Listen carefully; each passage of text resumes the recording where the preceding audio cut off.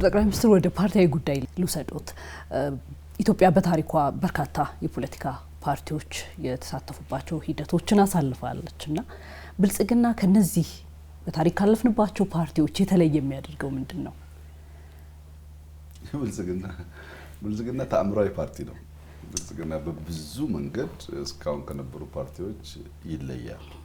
በሳይዙ፣ በአደረጃጀቱ፣ በእሳቤው፣ በሚያስገኛቸው ውጤቶች፣ በሚኖረው ቆይታ ሁሉ ይለያል።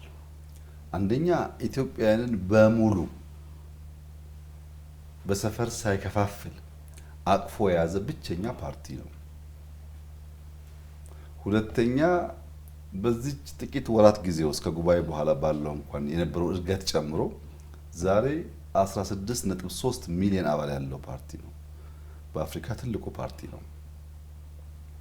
ሁሉን ያቀፈ መሆኑ በሳይዙ ትልቅ መሆኑ ብቻ ግን አይደለም።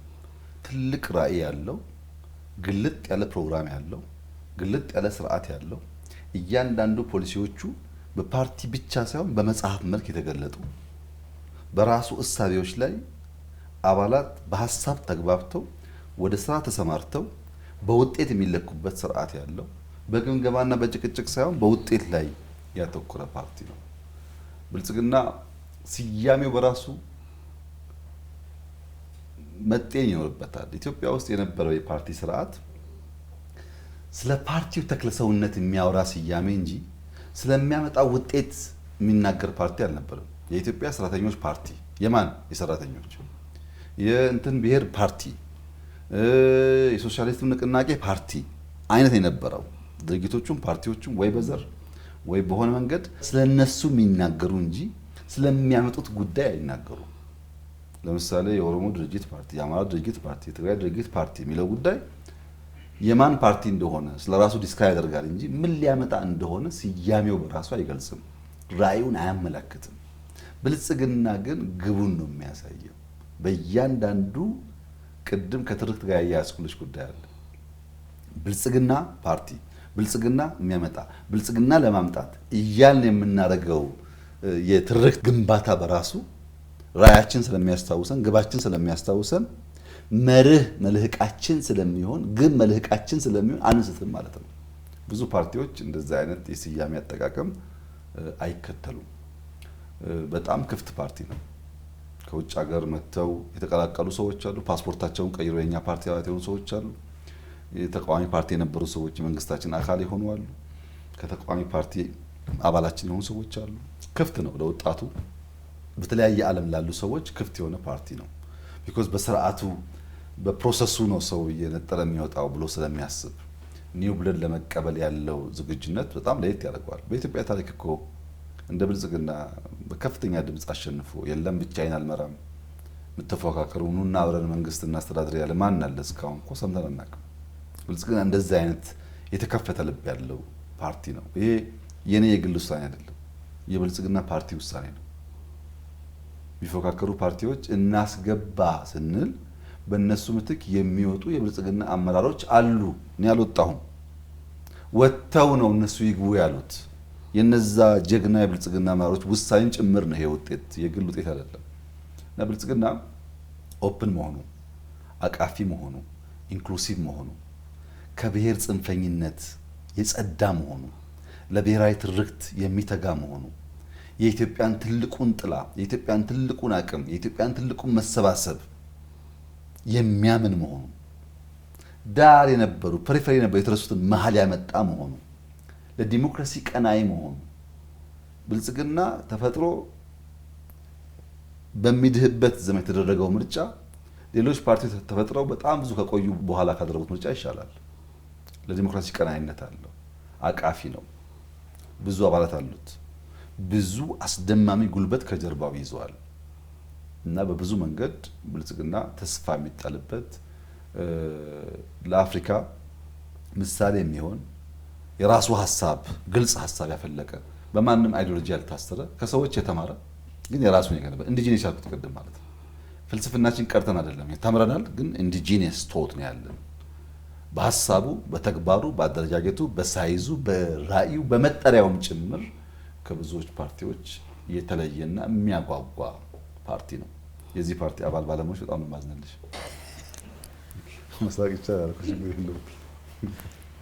ወደ መንግስታዊ ስራ ጉዳይ እንመለስና ከመንግስታዊ ስራ ኃላፊነት ጋር በተገናኘ በማህበረሰቡ ዘንድ የሚነሱ አንዳንድ ችግሮች አሉ። በተለይ ከሙስናና ብልሹ አሰራሮች ጋር በተገናኘ የሚነሱ ቅሬታዎች አሉ፣ የሚነሱ ሀሳቦች አሉና እዛ ላይ መንግስት ምን ያህል ቁርጠኛ ሆኖ እየሰራ ነው የብልሹ አሰራርና ሙስናን በማስተካከል ረገድ? ሌብነት ኢትዮጵያ ውስጥ ልክ እንደ እርዳታው አንዱ ስብራት የምንለው አንዱ የጥፋት መንገድ የምንለው ካልተገራ በቀር ያቀድም ያልኩት ራዕይ ለማሳካት እንቅፋት ነው የምንለው ጉዳይ ነው። ሌብነት በጣም አደገኛ ስብራት ነው። የገንዘብም ሌብነት፣ የጊዜም ሌብነት፣ የማልመጥም ሌብነት በመትጋት ላይ ባለች ሀገር ውስጥ እንቅፋት ነው። ነገር ግን ሌብነት ኢትዮጵያ ውስጥ የመንግስት የሚለው ጉዳይ ቆይቶ የጋራ ባህል እየሆነ መጥቷል። እሴት ሸርሽሯል፣ ሞራል ሸርሽሯል፣ እምነት ሸርሽሯል። እንደ የሚገባ ነገር ተወስዷል። ሰዎች ሰርቀው ህንፃ ቢገነቡ ጥፋት እንዳጠፉ ሳይሆን እንደበለጡ እንደላቁ የሚያስብ ማህበረሰብ ሰፊ ነው። አንድ ጊዜ ስብሐት ገብረ እግዚአብሔር ምን አለ? የኢትዮጵያ ህዝብ እኮ ይገርማል አለ።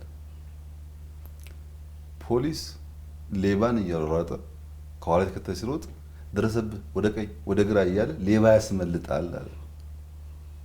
ፖሊሱን አግዞ ሌባውን እንደመያዝ ፖሊሱ ሌባውን ደርሶ እንዳይዘው አስመላጭ ነው። ዛሬ ታክሲ ውስጥ እዚህ ከተማ ታክሲው ትርፍ ጭኖ ቢሄድ ትራፊክ በሩቅ ሲያይ ተሳፋሪ ምን ያደርጋል? አጎንብሶ የሌብነት ተባባሪ ሆኖ የህገወጥነት ተባባሪ ሆኖ የታክሲ ሹፌሩ ያን ህገወጥ ተግባሩን እንዲቀጥልበት ያደርገዋል። ትርፍ ቢያስከፍል ትራፊክ ቢይዝ ትርፍ ከፍያለሁ የሚል ሰው አለ እንዴ? አልከፈልንም እኮ ነው የሚለው። ሰራቂው ብቻ ሳይሆን የሚሰረቀው የሚተባበርበት ባህል ተገንብቷል። አለመስረቅ ተገቢ አይደለም የሚል እሳቤ በግለሰብ አለማሰብ ብቻ ሳይሆን ማህበረሰቡም እየተቀበለው መጥቷል። እንደዚህ አይነት ስር የሰደደ ስብራት በንግግር በፖሊሲ ብቻ መንቀርፈው ጉዳይ አይደለም፣ ስር ሰዷል። እኛ በሶስት ምዕራፍ ነው የከፈልነው ይህንን ጉዳይ። በኮሚቴ በጥናት በጸረ ሙስና በምናምን ሞክረናል። ብዙ አስረናል፣ ብዙ አባረናል፣ ብዙ ቀይረናል። ሰዎች ግን አንዱ ይቀየራል፣ አንዱ ይመጣል። ባህሉ እስካልተቀየረ ድረስ የሚሸረሽር ነው አላየነው እና በሶስት ከፈል ነው። የመጀመሪያው ምዕራፍ መንግስታዊ ሌብነት፣ ተቋማዊ ሌብነትን ማስቆም ነው። ይሄ መንግስታዊ ሌብነት የለም ቀንሷል፣ ጠፍቷል ሲባል ብዙ ግራ የሚገባቸው ሰዎች አሉ። አሁንም በእርግጠኝነት የምናገረው ኢትዮጵያ ውስጥ መንግስታዊ ሌብነት የለም። ምን ማለት ነው? አንድ ኩባንያ አሁን ፈጥሬ የብልጽግና ኩባንያ እየፈጥሬ ምንም እንዳልነበረው ታሪክ እንዳልነበረው እየታወቀ ኮንትራት ስጡት፣ ብድር ስጡት፣ ፕሮጀክት ስጡት ብዬ በአንድ አመት ቢሊዮነር የማደርገው ኩባንያ የለኝም። አላደርግም እንደሱ። እኔ ከከንቲባ እኔ ከክልል አስተዳደር እኔ ከሚኒስትር ጋር ተነጋግሬ ይሁነኝ ብዬ የምደብቀው ወርቅ የማሸሸው ወርቅ የለም። በመንግስት ደረጃ የተገኘችውን እያንዳንዷን ስሙን የምናውለው የኢትዮጵያ ልማት ነው። ይሄ ጥፋቱም ቶሎ አይታይም፣ ስብራቱም ከፍተኛ ነው። ሰው ግን አይገነዘበውም። ለኮሌክቲቭ ጥቅማችን ናሽናል ኢንትረስት ላልነው ከፍተኛ ጉዳት ያለው ግራንድ ኮራፕሽን ነው። አደገኛ ነገር ነው። ለዚህ ነው ቅድም አወጣው ማነሳልሽ ኤክስፖርት ማነሳልሽ የቡናው የምናምኑ እኮ የሚያያዝ ነገር አለው። ባለመመረት ብቻ የሚሆን ነገር አለ። ወርቁም ሌላውም ነገር የተቀናጀ ዘረፋ፣ የተደራጀ ዘረፋ፣ ፓወር ያላቸው ሰዎች ያሉበት ዘረፋ በሚደረግበት ሰዓት በግል አይደለም በቡድን በሚደረግበት ሰዓት በከፍተኛ ደረጃ የአገር እድገት ያዳክማል። በዚያ ደረጃ 100% ኢትዮጵያ ውስጥ ኮራፕሽን የለም። መንግስት ተደራጅቶ 3-4 ሆኖ መክሮ ዘክሮ እንትናን ጠቅማለሁ እንትናን ጎዳለሁ ብሎ አይሰራም። እርግጠኛ ነኝ በዚህ። ይሄ እንደ ትልቅ ድል ወስደዋለሁ፣ ግን በቂ አይደለም። ይሄ ማለት ግለሰብ ባለስልጣን ሌባ የለም ማለት አይደለም። በግሉ የሚደራደር የሚሰጥ ሰው የለም ማለት የግሉ ነው፣ እሱ የግሉ ውሳኔ ነው። ያም ሆኖ በአመራር ደረጃ በተቻለ መጠን ራዕይ ለማጋራት ተሞክሯል። በሌብነት አይደለም የሚሳካልን፣ ደክመን ጥረን ግረን ኢትዮጵያን ስንቀይር ነው ችግራችን የሚቀረፈው የሚለው እምነት በከፍተኛ አመራር ደረጃ በስፋት በውይይት በስልጠና የራዕይ መጋራት ስራ ሰርተናል። 100% እያንዳንዱ ሰው ምንም እንከን የለበትም ብዬ ደፍሬ መናገር ባልችልም አብዛኛው ከፍተኛ አመራር በእርግጠኝነት የለም ውስጥ የለበትም። በከፍተኛ ደረጃ ያሉ አመራሮች ብዙ በዚህ ስጋት የለኝም። ውላቸውን፣ ስራቸውን፣ ነገራቸውን በቅርበትም ስለማይ ግን አመራሩ ሰፊ ነው። ቅድም እንዳነሳሁት 16 ሚሊዮን አባል ያለው ሰው ነው። በመቶ ሺህ የሚቆጠሩ ሰዎች ያሉበት ነው። ስለ ሁሉ ሰው መናገር ያስቸግራል። እሱ ደግሞ በምን ያክል ራዕይ ተጋርቶ በተደራጀ ሌብነት ውስጥ ያለው ዘመቻ ቀነሰ የሚለው ገና ረጅም ስራ የሚጠይቅ ይሆናል። በቅርበት ባሉቱ ግን ስጋት እምብዛም የለኝም። ሁለተኛው ምዕራፍ ይሄ አንደኛው ምዕራፍ ነው። ሁለተኛ ምዕራፍ የፒቲ ኮራፕሽን የምንለው ቅድም እንዳልሽው ለሰርቪስ ሰው መታወቂያ ሲያወጣ አንዳንድ ሰርቪስ ሲያገኝ የሚከፍለው ነገር ማለት ነው። ሰጪውም ተቀባዩም ባለው ነገር ይሄ እውነት ለመናገር በጣም አስቸጋሪና ህዝብ የሚያስመርረው ፓርቲ ይሄ ነው። ያኛው ሰው ብዙ አያውቀው። ግራንድ ወይ በመንግስት የሚሰራው ጉዳቱ የቆየ ሰባሪ ቢሆንም ቶሎ አይታወቅም። ይሄኛው ይታወቃል። ሰው ለመደ በቃ መደራደር፣ ኮሚሽን መውሰድ ልማዱ አደረገ። ይሄን ለመፍታት አማራጩ መንገድ ሲስተም መዘርጋት ብቻ ነው። ለምሳሌ አንዱ ሌብነት መሬት ነው። እኔ ራሴ ኤክስፐርት ሆኜ ኢንሳ ሆኜ አዲስ አበባ ላይ አዳማ ላይ በጂኦስፓሻል መሬትን አውቶሜት ለማድረግ ብዙ ሙከራ አድርጌያለሁ። አልተሳካልኝም። ሲስተሙ እያለ አልተሳካልኝም፣ አልፈቀደልኝም ሲስተሙ ስርዓቱ። አሁን አዲስ አበባ 100% በጂኦስፓሻል አውቶሜትድ ነው። እያንዳንዷ ፐርሰንት ትታወቃለች። ቢሾፍቱ፣ አዳማ፣ ሸገር እዚህ አካባቢ ዋና ሌብነት ችግር ያለበት አካባቢ የሚባለው 100% በጂኦስፓሻል ሲስተም ውስጥ ገብቷል። እያንዳንዱ ከንቲባ እያንዳንዷ መሬት የማን መቼ እንደሆነች ያውቃል። ይሄ ግን ሌብነትን ዜሮ አያደርገውም። ሰው ሲስተም ስንዘረጋ ደግሞ ሲስተም ይሻገርበት ይፈጥራል። ልክ ቅድም ሙቪንግ ታርጌት ነው ሌብነትን። እዚህ ጋር ሲዘጋ እዚህ ጋር፣ እዚህ ጋር ሲዘጋ እዚህ ጋር እንጂ ቋሚ አይደለም። በዘጋ ነው በር ብቻ የሚቆም ጉዳይ አይደለም። ያን እየተከተሉ መዝጋት ያስፈልጋል። ሁለተኛ መሶብ ለኢትዮጵያ ለኤፊሽንሲ ለቅልጥፍና ለእድገት በእጅጉ የሚያግዝ ስርዓት ነው። መሶብ ማለት ድሮ ወታደር ቤት እያለን ስዊዝ ቢላ የሚባል ነበር። የስዊዝ ቢላ አንድ ናት፣ ትንሽ ናት፣ ግን ከውስጧ መቁረጫ አለ፣ ጥፍር መቁረጫ አለ፣ መስፊያ አለ፣ ከውስጡ እየወጣ እስቃጥላ መቁረጫ አለ፣ ይመዘዛል ከውስጡ። አንዷ እዚህ ጋር የምትያዘዋ ቢላዋ በውስጧ ግን በርካታ ስራ የሚሰሩ ቢላዎች አሉ። እሱን እየመዛ አንዴ እስቃጥላ ይቆርጥበታል፣ አንዴ ጨርቅ ይቀድበታል፣ አንዴ እንጨት ይቆረቁርበታል።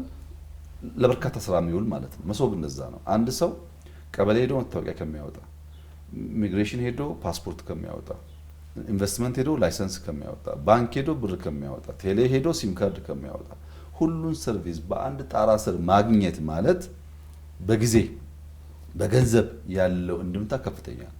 ለእያንዳንዱ ታክሲ ለእያንዳንዱ ጊዜ ስለነበረ ከዚያ ባሻገር ስርዓቱ ከኤ እስከዚህ በሲስተም ክትትል ውስጥ ስለሆነ ያለው በቀላሉ ለድርድርና ለሌብነት አይመችም። ሰው መከታተል ይቻላል። በእርግጥ መሶብ አንድ ሳምፕል ናት፣ መስፋት አለበት። ጥቂት መስራት የጀመር ነው። አሁን አዲስ አበባ ላይ ከጀመርን በኋላ በፌዴራል ደረጃ አዲስ አበባ ከተማ፣ የአዳማ ከተማ፣ የአርባ ምንጭ፣ ሐዋሳ፣ ባህር ዳር፣ ሻሸመኔ በጣም በርካታ ከተሞች እየተዘጋጁ ነው። የሚቀጥሉት 3 4 ወራት 5 ወራት ይጀምራሉ። እነሱ አስፍተን ሁሉ ቦታ በአንድ ቤት ውስጥ በአንድ ሰፈር በርካታ ሰርቪስ በሲስተም መስጠት ስንጀምር ሰው የተደራደረ የሚያደርጋትን ነገር እየቀነስን እንሄዳለን። ብዙ ሀገራት የሚሆነው ይሄ ነው። ህንድ አጋጥሟል፣ ሲንጋፖር አጋጥሟል። ሲስተም ሲጠቀሙ ሌብነት ቀንሷል። ሲስተም ሲጠቀሙ ኤፊሽንሲ አድርጓል። ለዛ ደግሞ ሲስተም መዘርጋት ብቻ ነው መፍትሄው። ሰው አይቀመስ፣ ሰው አስቸጋሪ ነገር ስለሆነ በሲስተም ነው የምንፈታው። አንድ ሶስተኛው ምዕራፍ ግን ሌብነት የሚጠየፍ ባህል መገንባት ነው። እንደ ሰው እኔ የተፈጠርኩት ሰርቼ ቫልዩ አድ ለማድረግ ነው፣ ሰርቼ ለመጥቀም ነው፣ ለመርዳት ነው የሚል በራሱ የሚኮራ የሚተማመን በውጤት የሚያምን ሰው ለመፍጠር ደግሞ የባህል ግንባታው በጣም ሰፊ ጊዜ ይወስዳል። ይሄም የትርክቱ ውጤት ነው። ትርክት እያደገ ሲሄድ ትርክት እየሰረጸ ሲሄድ የኢትዮጵያ እድገት እያደገ ሲሄድ ሙቪንግ ታርጌት ስለሆነ ሌብነት ዜሮ ባይሆንም የምንመረርባቸው ጉዳዮች በእጅጉ እየቀነሱ ይሄዳሉ። ለምሳሌ ያደጉ ሀገራት ትላልቆቹ ስም ሳልጠራ ይሄ የየዕለት ኮራፕሽን ብዙ የላቸው ወጥተዋል ከሱ። ለመታወቂያ ለመንጃ ፈቃድ ሌብነት የላቸው፣ ግን የሌብነት አውራ ናቸው። ከፍ ሲባል ከፍተኛ ሌብነት ነው ያለው። ከፍተኛ ሌብነት አይቀርም፣ ይቀያየራል ቦታው። ከፍተኛውም ዝቅተኛውም አደገኛ ስለሆነ በስርዓት በትርክት እየገነባን ስናጠፋው ያ ለኢትዮጵያ እድገትና ብልጽግና መረጋገጥ እጅጉን ጠቃሚ ይሆናል። አሁን ግን እንደ አንድ ትልቅ ስብራት ልክ እንደ ልመናው አይተን በምዕራፍ ከፍለን እየሰራንበት ያለ ጉዳይ እንደሆነና ህዝቡም ተባባሪ እንዲሆን ሌቦች ማጋለጥ፣ አለመተባበር። ታክሲም ትሁን ቦታዋ በትንሽ ያልታመነ በትልቅ አይታመንም። በትንሽ ላይ ስርቆት የጀመረ ከፍ ሲል አያቋርጥም። እና ለዚህ ነው ተረትም እኮ አለ በሀገራችን እናቴ በቀጣሽ የሚለው እኮ እሱ ነው። በትንሹ ነው መቅጣት የሚያስፈልገውና ህዝቡን ተባብሮ በትርክቱን ገንብተን እድገት እየመጣ ሲሄድ ይሄ ሰው የሚያስመርረው አደገኛ የሆነው የሌብነት ልምምዳችን እየቀነሰ በሲስተም ይታገዝ የፈጠነ አገልግሎት የሰጠን ህዝባችን እፎይታ የሚያገኝበት ዘመን እየተፈጠረ እንደሚሄድ በእጅጉ ተስፋ አደርጋለሁ። በተለያዩ የሀገሪቱ አካባቢዎች የኮሪደር ልማት እየተከወኑ እንደሆነ ይታወቃል። ጠቅላይ ሚኒስትርና የኮሪደር ልማትን በዚህ መልኩ አጀንዳ ማድረግ ያስፈለገው እዛ ላይ መስራት ያስፈለገው እንደ ሀገር ለምንድን ነው? የኮሪደር ልማትን አጀንዳ አድርጎ እንደ መንግስት አቅዶ መስራት ያስፈለገበት በጣም በርካታ ምክንያቶች አሉ። ሁሉም ከመዘርዝር ጥቂቶቹን ብቻ እንደማሳያ ብገልጽ በቂ ሊሆን ይችላል። የመጀመሪያው ስለ ኮሪደር ስናስብ ማሰብ መጠየቅ ያለብን ጥያቄ የጤና ዋጋው ስንት ነው? አንድ ሰው ስለ ጤናው በምን ተመን ነው የሚያሰላው? ከተማ ውስጥ በእግር መሄድ የማይቻልበት ትንሽዬ ጉድጓድ ካለ፣ ውሃ ካለ፣ ወንዝ ካለ የቆሸሸ የሸተተበት ትንሽዬ ከዘነበ የዝናቡ ሪስፖንስ ከተማውን በሙሉ በሽተኛ የሚያደርግበት ሁኔታ ባለበት ከተማ ውስጥ እንዴት ነው ሰው ጤናውን በጸዳ ቦታ በንጽህና ቦታ መዋል ማደርን ልጆቹ ማደጋቸውን በምን ግምት ነው የሚያሰላው? ኢኮኖሚ ጥቅሙ እንደተጠበቀ ሆኖ ሰው ካልጸዳ፣ ጥርሱ ካልጸዳ፣ ሰውነቱ ካልጸዳ፣ ጸጉሩ ካልተበጠረ በቀር እንዲህ በጋራ በሚሰሩ ስራዎች ውስጥ ይረብሻል። ለራሱም ጤና ለወንድምና እህቶቹም ኮምፈርት ሲባል ሰው መጽዳት አለበት። ከተማም እንደሱ ነው። ኮሌክቲቭሊ ቆሽሸን የሚቆሽሽ ከባቢ ውስጥ የምንኖር ከሆነ ጤናችን አደጋ ውስጥ ነው ያለው። ይሄን እንዴት ነው የምናየው ነው አንዱ ጥያቄ። ሁለተኛ በበርካታ ጥናቶች መሰረት እስከ 2050 ድረስ የከተማ ነዋሪ ከ48 ከ50 እስከ 60% ያድጋል። ከተሜነት እየሰፋ ይሄዳል፣ እያደገ ይሄዳል። ለምሳሌ አዲስ አበባ ከለውጡ በፊትና በኋላ ያለው ፖፑሌሽን አንድ አይደለም። ሰው ከተለያየ አካባቢ እየመጣ ሰው እየበዛ ነው። ከተማው ያው ነው፣ ቤቱ ያው ነው፣ አስፋልቱ ያው ነው፣ የውሃ መሰረተ ልማቱ ያው ነው፣ ኢነርጂው ያው ነው። ሰው ግን እየጨመረ ነው።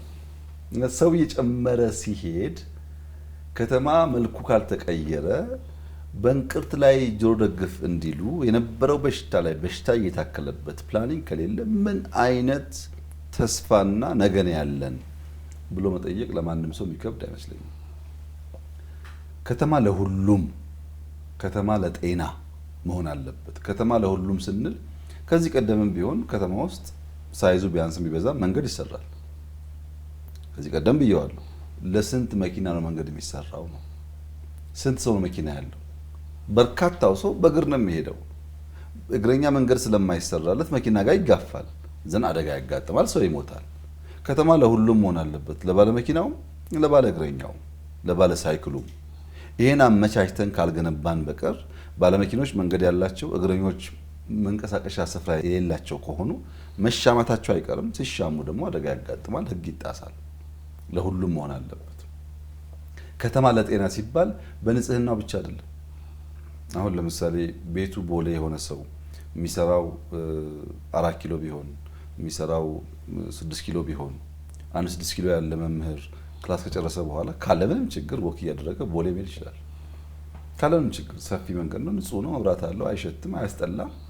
ስፖርትም እየሰራ ነው፣ ዋጋም እየቀነሰ ነው፣ ለራሱም ጊዜ እየሰጠ ነው። ከጤናውም አንጻር ከማንኛውም መስፈርት አንጻር ጠቃሚ ነገር ነው ለጤናው ማለት ነው። ይሄንን ለእግረኛ ለሳይክል ለተሽከርካሪ በተመቸ መንገድ ከተማን መስራት እየበዛ እየመጣ ያለው ፖፑሌሽን አንጻር ደግሞ ስሪቱን አሁን ካልጀመር ነው የባሰ አደጋ ከፊታችን አለ ማለት ነው። ሞሪ ተበላሸ ይሄዳል ማለት ነው። እንግዲህ ሁላችንም ውጭ ሀገር ስንሄድ የማይቀና ሰው የለም። መቼ ነው ኢትዮጵያ እንደዚህ ሆና የማይል ሰው ብዙ ያለ አይመስለኝም። እኔ የዛሬ 20 ዓመት ገደማ ሻንጋይ ሄጄ ነበር። ሻንጋይ የሄድኩበት ጊዜ ሻንጋይን ያየሁበት እይታ ተስፋ አስቆራጭ ነበረው። ከህንፃው ብዛት፣ ከከተማው ስፋት፣ ከመንገዱ ብዛት መቼ ነው ሀገሬ እንደዚህ አይነት መልክ የምትይዘው ይቻላልስ ወይ ብዬ እንድሰጋ ነበር ያደረገኝ። በቅርቡ ሻንጋይ ሄጄ ነበር። ሻንጋይ በጣም ምርጥ ከተማ ነው፣ በጣም ትልቅ ከተማ ነው። ያ የነበረኝ ድንጋጤ ግን የለኝም። አሁን እንደሚቻል ደርሻለሁ ማለት አይደለም፣ እንደሚቻል ምልክት አይቻለሁ። ብዙ ሰዎች ውጭ ሀገር ሲሄዱ ይቀናሉ በብዙ ነገር፣ አገራችን ቢመጣ ይላሉ። ያ ቅናታቸውን ሲሰራ ደግሞ የለም ብሎ ይቃወማሉ። ይሄ እንግዲህ የኛ ልምምድ ነው፣ ባህል ነው። ጠንካራ ያለ ስራም ብዙ ስላለመልን ሊሆን ይችላል። ስነ ውበት ግን እሳቤ ነው። ስነ ውበት ስለ ኤቲክስ ማሰብ፣ ስለ ኤቲኬት ማሰብ፣ ስለ ድሬሲንግ ኮድ ማሰብ በጣም ኢምፖርታንት ነገር ነው። ውበትን ማድነቅ የማይችል ሰው ተፈጥሮ ማድነቅ አይችልም። ተፈጥሮ ማድነቅ የማይችል ሰው መፍጠር አይችልም። ማስተዋል፣ ማሰብ፣ በጥልቀት መጓዝ የሚቻለው ተፈጥሮን ማድነቅ ከሚችሉ ሰዎች ነው። አብዛኛው የተፈጠረው ነገርን ከዛ ጋር የሚያያዝ የሚያስተውሉ የሚያስቡ ተፈጥሮ የሚያደንቁ ሰዎች ናቸው የፈጠሩትና ውበትን ከተፈጥሮ ሳንለይ ማድነቅ፣ መፍጠር፣ ማስዋብ ያስፈልጋል። በግልም በማህበረሰብ ደረጃ ለምሳሌ የወንዝ ዳርቻ እንውሰድ። ባይዘዌ አዲስ አበባ ከተሰሩ ስራዎች እየተሰሩ ካሉ ስራዎች በኢትዮጵያ እየተሰሩ ካሉ ስራዎች እንደ አዲስ አበባ የወንዝ ዳርቻ ልቤን የሚያሞቅ ስራ የለም። ብዙ ሰው አያውቀውም፣ አልቆም በደንብ ስላልታየ። ከተሰራው ስራ ሁሉ ግን ይልቃል። የሚጀምረው ከእንጦጦ ነው። ከዚህ ቀደም እንጦጦ ባህር ዛፍ ስላለ መንገድ ሰርተን ፓርክ ነው ያልነው። አሁን ግን የለም፣ ባህር ዛፉ አፈራችን እየሸረሸረብን ነው፣ ኢንዲጂነስ ዛፎች እያጠፋብን ነው፣ መተካት አለብን ስንል እየሰራ ያለነው እርከን ነው። ያ ተራራ ሁሉ በእርከን የታጠረ ነው ያለው። እርከን ምን ማለት ነው? አፈር እንዳይሸረሸር ያደርጋል። አፈር አንዴ ከተሸረሸረ በሺህ ዓመታት አይመለስም። ስለ ትውልድ እያሰብን ትውልድ የሚበላበትን አፈር ካልጠበቅን በምን ይበላል ሰው? ተሸርሽሮ ይሄዳል። አፈር አላቂ ሀብት ነው፣ ቋሚ ሀብት አይደለም፣ መጠበቅ አለበት። ወርቅ ብቻ ለሚጠበቀው አፈር መጠበቅ አለበት። እና እርከን የምንሰራው ባህር ዛፍ ቆርጠን ኢንዲጂነስ ዛፍ የምንተክለው አፈራችን ይጠበቅ፣ ውበቱ እንዲጨምር፣ ጫካው ሞርዴንስ እንዲሆን። ዛሬ ነው ወይ? አይደለም። አሁንማ ተቆራርጧል። እንጦጦ ሲታይ አያምርም። 3 ዓመት በኋላ ተመልሰሽ ተመልከቺው። ጉለሌ ፓርክ ያለው ውበት እንጦጦ ይደገማል። ጉለሌ ፓርክ አምሯል በጣም ሰው አይገባበትም እንጂ እንጦጦ ይደገማል። ጫካ ላይ ያለውም እንደዛ ነው። ይቆረጣል፣ ይተከላል። ከ5-10 ዓመት በኋላ ኢንዲጂነስ የሆነ የሚያምር አፈሩን የሚጠብቅ በእርከን የተደገፈ ውሃ የሚቋጥር ኢንቫይሮንመንት አለን ማለት ነው።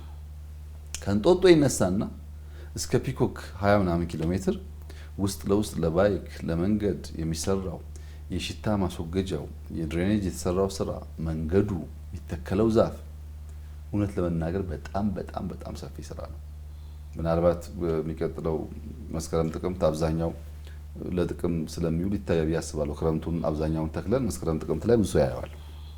እናንተ ሚዲያ ሰዎች ግን ብታዩት ጥሩ ነው። አስደማሚ ስራ ነው። አፈር እንታደጋለን፣ ወንዙን ከሽታ እንታደጋለን፣ ዛፍ እንተክላለን፣ ሰው እንዲንቀሳቀስበት እናደርጋለን። እዚያ አካባቢ ፕሮፐርቲ ያላቸው ፎቅ የሰሩ ሰዎች ዛሬ ዋጋው 10 ከሆነ ጥርጥር የለውም 100 ይደርስላቸዋል። ምንም ጥርጥር የለውም የፕሮፐርቲ ቫልዩ ያድጋል፣ ውብ ስለሆነ በየትኛውም መስፈርት። የወንዝ ዳርቻ ላይ እንጦጦ ላይ ከምንሰራው ስራዎች ግን አንቺን፣ እኔን፣ እሷን በሚነካው ጉዳይ ደግሞ እኔ ከተማው ስንንቀሳቀስ ትራፊክ ጃም ለስራ አያንቀሳቀስ፣ በሽተኛ አያንቀሳቀስ፣ ሰው ይሰቃያል። ትራንስፖርት ችግር ነው። ከችግሮች ውስጥ አንዱ ትራፊክ ጃም ነው። ሲኤምሲ ዘመድ የለሽም። ሲኤምሲ የዛሬ 6 ወር የዛሬ ዓመት ያለው ትራፊክ ጃም ችግርና ዛሬ አንድ ነው። የዛሬ ዓመት እኮ ከሲኤምሲ ሰዎች ጠዋት ስራ ለመግባት 1 ሰዓት መንገድ ላይ ቆሙ ነበር። ከዚያም በላይ አልጠፋም፣ ቀንሷል። ቢያንስ 30 ደቂቃ ቀንሷል። አሁንም አማራጭ መንገድ አበራክተን ያንን እንዴት መቀነስ አለብን? ለምን ከቤት ተነስቶ መንገድ ላይ የሚቆመው ሰውዬ ነዳጅ እየበላ ነው፣ ጊዜ እየበላ ነው። በዚያ ውስጥ ደግሞ አላስፈላጊ ስልኮች እያወራ ነው። ሀብት ነው የሚወድመው።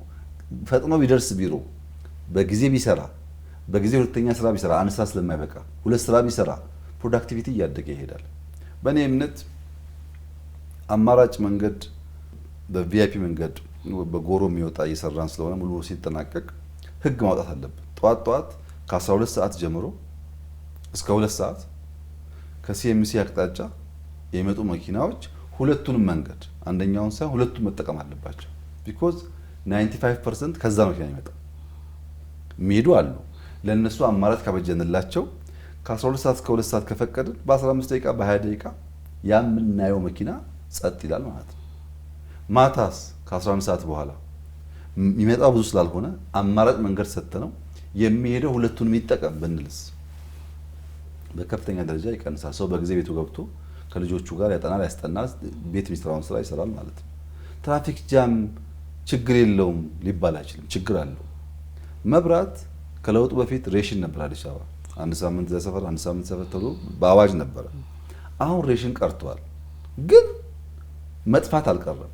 ምክንያቱም መስመሮች ችግር ስላለባቸው በወጉ ስላልተሰሩ መብራት ኃይል እየደወልን መብራት ጠፋ ተቋርጠን እንላለን። መስመር ካልዘረጋና ካልቀበርን በስተቀር ያ ችግር አይፈታም። ኮሪደር ማለት መብራት፣ መንገድ፣ የስልክ መስመር፣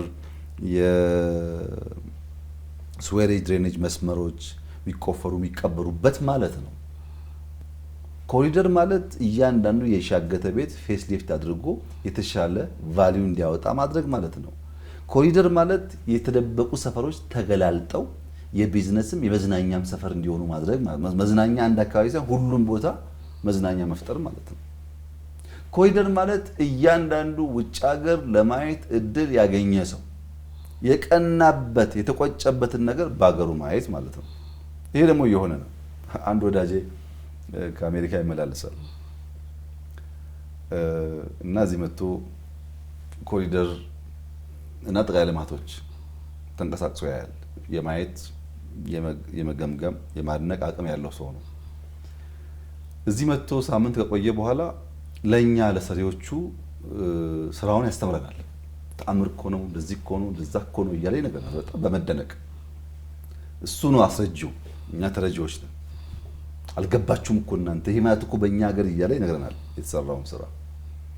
ከቆየ በኋላ ወደ ሀገሩ ሲሄድ የመጀመሪያ ሳምንት፣ 2 ሳምንት፣ 3 ሳምንት አንደኛ አስረጂ ነው ለቤተሰቦቹ፣ ለጓደኞቹ። ኢትዮጵያ ያለው እኮ አዲስ አበባ ያለው ለውጥ ብሎ መስካሪ ነው። ወር ሲሞላው ይደውላል። ሰላም ናችሁ? አገር ሰላም ነው? ምን ሰማው እውነት ነው ይላል። እዛ በሚሰማው ኖይስ ተወጥሮ ያየውን ያስተማረውን የመሰከረውን ነገር ይዘነጋል።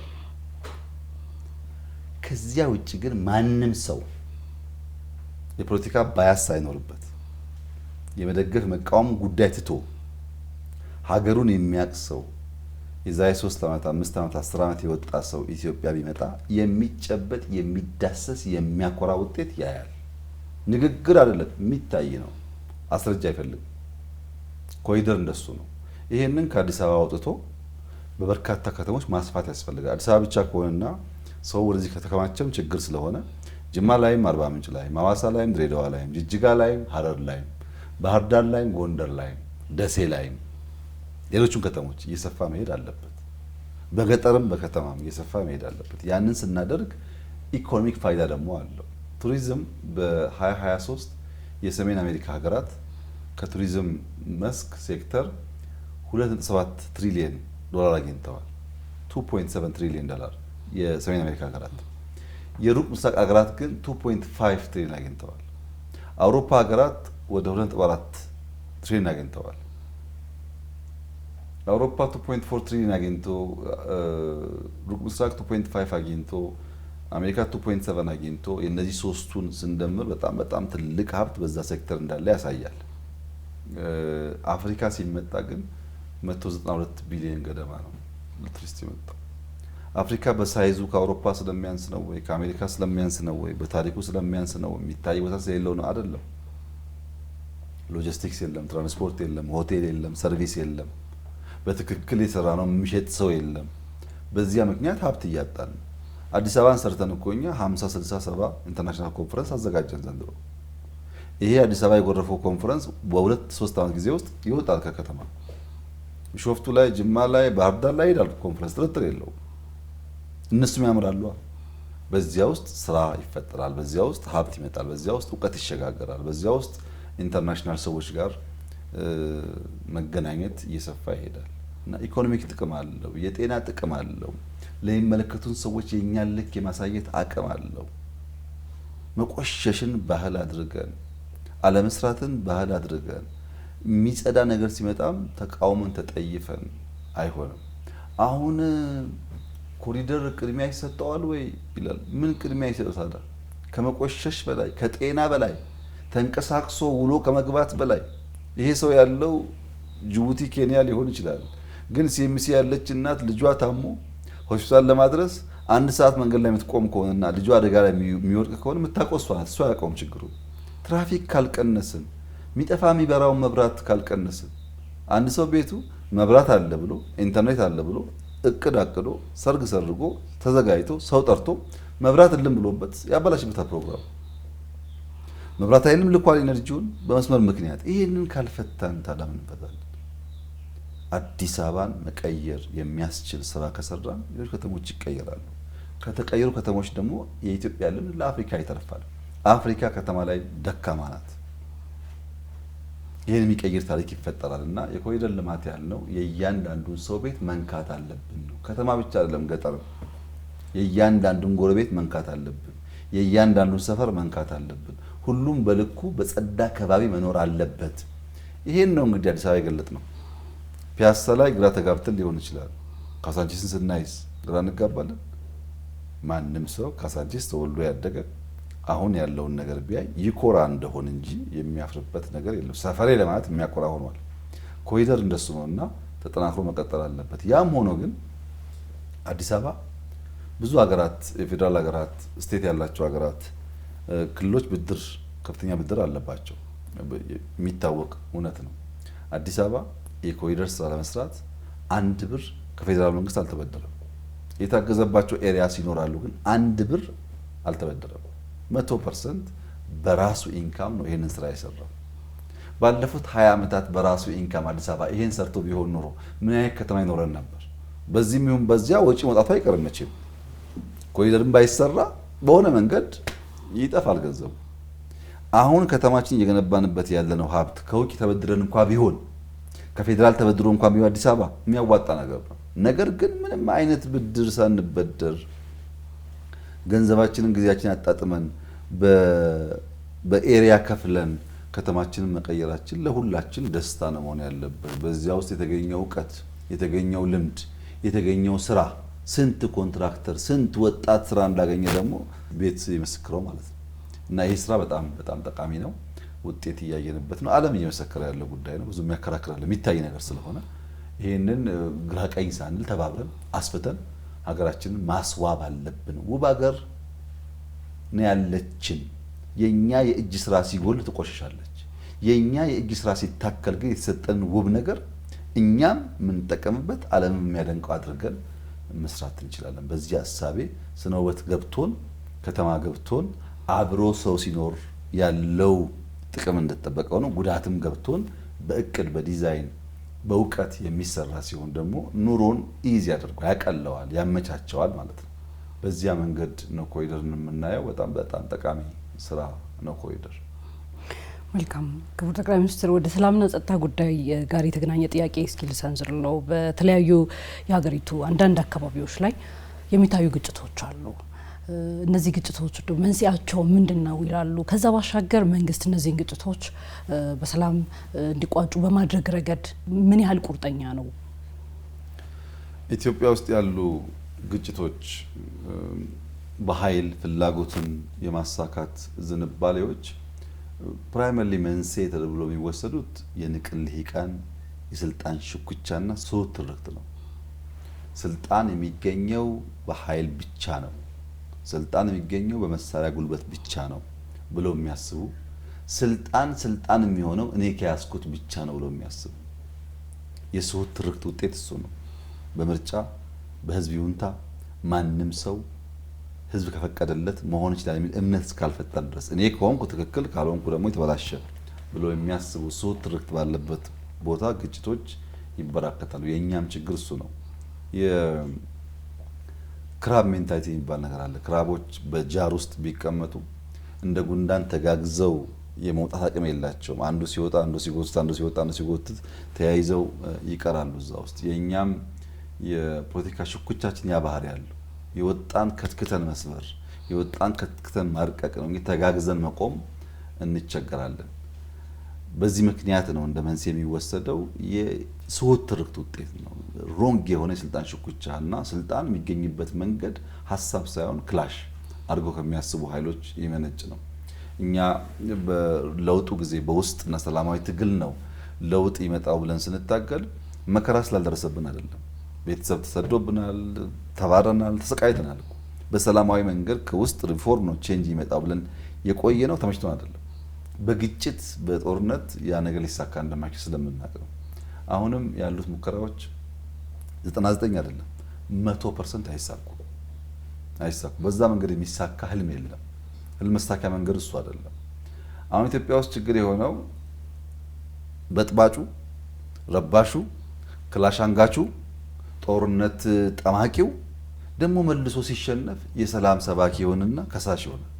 እራሱ አደፍራሹ ከሳሽ ሆኖ ሰላም እንዴት ነው መንግስት ሰላም ምን ያስባል ይላል። መንግስት ስለ ሰላም ያለው እሳቤ ግልጥ ያለ ነው። ከፕሪቶሪያ በላይ የመንግስትን የሰላም ኮሚትመንት የሚያሳይ ምን አለ? በኢትዮጵያ ታሪክ መመርመር የሚፈልግ ሰው ይመርምር። በየትኛውም ዘመን መንግስት ተገዳዳሪ ኃይሎች እያሸነፈ 24 ሰዓት 48 ሰዓት ውስጥ ከተማ ሊቆጣጠር በደረሰበት ሰዓት ቆሞ በድርድር እሺ ሰላም ይሁን አይልም ብሎ ማያቅም ተብሎ አያቅም። ይሄ የመጀመሪያ ታሪክ ብልጽግና ያደረገው። እኛ እኮ መቀሌ ልንገባ አንድ ቀን 2 ቀን ይቀር አሸንፈናል። ጦርነቱን ያለቀ ጦርነት ነው እኮ እናውቀዋለን። ግን ጦርነት ማሸነፍ ዘላቂ ድል አይደለም፣ ሰላም ይልቃል ብለን ነው ወደ ፊርማ የገባ ነው።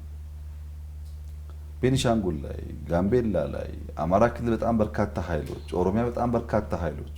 በቅርቡ አንድ ሴክት እኮ በኦሮሚያ ክልል ተደራድሮ ገብቶ ይሄው ስልጣን ተካፍሎ ይሰራል እንዴ? እኛ ከቲፒኤልኤፍ ጋር በነበረው ግጭት ስንደራደርና ወደ እርቅ ስንገባ የፕሪቶሪያው ስምምነት ባለቤት አንኳር ተደራዳሪ እኮ አንዱ ጌታቸው ረዳ ነው። ሁለተኛ ጻድቃን እኮ እነዚህ ናቸው ዋና ተደራዳሪዎች፣ በዲቴል ድርድሩን የሚያውቁት። ከነዚህ ሰዎች ጋር ተባብረን ይሰራ መታረቅ ብቻ አይደለም፣ ተባብረን እኮ ይሰራን ነው። ሰላምማ እኛ የምንፈልገው ነገር ነው። ከኦነግም አማራ አካባቢ ከሚንቀሳቀሱትም ከቲፒኤልኤፍ ካሉትም ቤኒሻንጉል ካሉትም ጋምቤላ ካሉትም አፋር ላይም ሶማሊያ አካባቢ በግልጽ ታይቷል የኛ አቋም። ሰላም እንፈልጋለን። ሰላም ግን ዋጋ አለው። ያን ዋጋ ለመክፈልም ዝግጁ ነን እኛ። አደፍራሹ ራሱ መልሶ ደግሞ የሰላም ባለቤት ሆኖ ሲመጣ እሱ የትርክት ስሁትነትን ያስከትላል። በንግግር በውይይት ችግር መፍታት የኢትዮጵያ ባህል አይደለም። በመዝመት ነው፣ በመውጋት ነው የሚታለፈው። ያ ይቅር አደገኛ ታሪክ ስለሆነ በንግግር እንፍታ ብለን እኮ ኢንክሉሲቭ ናሽናል ዲያሎግ ስንል ኢንክሉሲቭ ናሽናል ዲያሎግ የሚባል ነገር መንግስት ቀርቶ ኢትዮጵያ ውስጥ በተቃዋሚዎች እንኳን ፈራ ተባ እያሉ የሚያነሱት ጥያቄ እኮ ነው። ማን ፈቅዶ ያውቃል እንወያይ ብሎ? ማን ተጋጨና አይደል የሚባለው? እንወያይ፣ ችግሮቻችንን በንግግር እንፍታ ያለ መንግስት እኮ ነው። ታይቶ አይታወቅም በኢትዮጵያ ታሪክ። ችግር አለብንና እንወያይ፣ እንምከር፣ መክረንስ እናስተካክል የለም። እኛን እኮ ያለው አሁን ኢንክሉሲቭ ናሽናል ዲያሎግ ከ1200 በላይ ወረዳዎች ህዝብ ተወያይተዋል። በሺህ የሚቆጠሩ ተሳትፏል። በርካታ ኢሹስ ተነስተዋል ከግራ ከቀኝ። በእርግጥ የሚነሳው ጥያቄ ሁሉ ትክክል ማለት አይደለም። አንዳንዱ ከራሱ ወረዳ ከራሱ ሰፈር ተነስቶ የሚያነሳ ጥያቄ አለ። ያ ደግሞ እንዴት በሀገር ደረጃ ከናሽናል ኢንትረስት ጋር ተሳስሮ ይተገበራል የሚለው ሌላ ውይይት ይፈልጋል። ግን ሰዎች ስሜቶቻቸውን፣ ጥያቄዎቻቸውን፣ ቁርሾቻቸውን፣ ፍላጎቶቻቸውን ሳይፈሩ ሳይሰጉ በነፃነት የሚገልጹበት መድረክ ተፈጥሯል። ይሄ ትልቅ እመርታ ነው፣ አልነበረም። ይሄ ውይይት ለምን ገነባው የሰላም መንገድ ከፍተኛ አስተዋጽኦ ነው የሚኖር ተስፋ አደርጋለሁ። የሁሉ ነገር መቋጫ ሊሆን አይችልም። ተወያየንና ሁሉ ተፈታነት አይደለም፣ ግን ከፍተኛ ሚና ይኖረዋል እና በእኛ በኩል መንስኤው ሮንግ የሆነ እሳቤ ነው። ስልጣን ሀሳብን ሽጦ በህዝብ ሲገዛ ብቻ ነው የሚገኘው። ከዚህ ውጭ ያሉ ወንድሞቻችን ጊዜ ባያባክኑ ጥሩ ነው። ድካም ስለሆነ ቶሎ ሰብሰብ ብሎ ይቅርታ ጠይቆ ተስማምቶ ፓርቲ ሆኖ ሀሳብ ሽጦ በሆነ ደረጃ አሸንፎ ተስማምቶ አብሮ መቀጠል ይቻላል። ኦነጎች መጥተው ከኛ ጋር ከሰሩ ከተለያየ ክልል ሲጋጩ የነበሩ ከኛ ጋር ከሰሩ የቀሩትም ከዛ ውጭ የሚያደርጋቸውን ምክንያት አይኖርም። ከዚያ ውጭ ያለው እሳቤና ፍላጎት ግን ዝም ብሎ ባዶ ምኞት ነው። ባዶ ምኞት ደግሞ የሚጮህ ድምፅ ሊሰማ ይችላል፣ ግን ውጤት አይመጣም። አሁን አይሳካም በዚህ መንገድ ብዬ የማስበው ዝም ብዬ አይደለም፣ ድምፅ ጮህ ስለሌለ አይደለም። ባዶ ገረወይና ባዶ በርሜል ሲነኩት በጣም ነው የሚጮኸው። ውሃ ያለው እህል ያለው በርሜል ቢደበደብ ያለው ድምፅና ባዶ ገረወይና ሲደበደብ ያለው ድምፅ እኩል አይደለም። ውስጡ ባዶ የሆነ ውስጡ የቀለለ ብዙ ሊጮህ ይችላል፣ ድምፀቱ ሊሰማ ይችላል፣ ግን ውስጡ ባዶ ነው። በደንብ ያልጮኸ ሁሉ ደግሞ ስላልተሰማ ምንም ማለት አይደለም፣ በውስጡ የተሸከመው ነገር አለና በጩኸት በእንደዚህ አይነት መንገድ የሚሳካ ነገር ያለ አይመስለኝም። በእኔ ዘመን ሳይሆን ከኔ ዘመን በኋላ የሚሳካ አይመስለኝም። የሚያዋጣው በሰላም በውይይት በምክክር በሀሳብ ብልጫ ፍላጎቱን የተገበሩ መሄድ ነው የሚሻለው።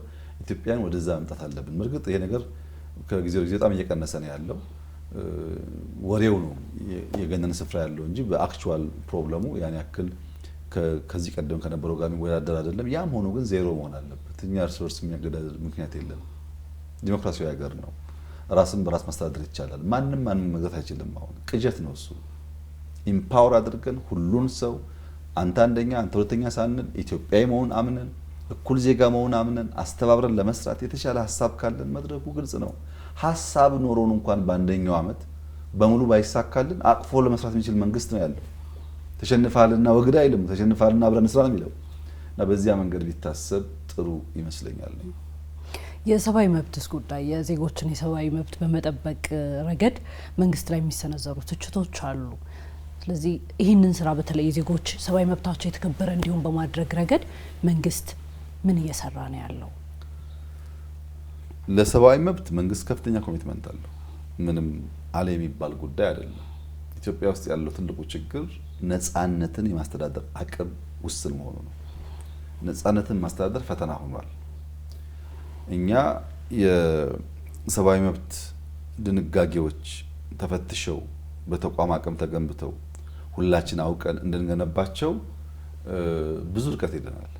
ለምሳሌ ከንጉሱ ጊዜ በኋላ ትልቁ የህግ ማዕቀፍ ማሻሻያ የተካሄደው በለውጡ ነው። የሌጋል ኮዲፊኬሽን የተደረገው በእኛ ዘመን ነው። በርካታ ህጎች ሳይቀየሩ ቆይተዋል። እሱን ሰርተናል። በነፃነት የሚሰሩ ተቋማት ገንብተናል።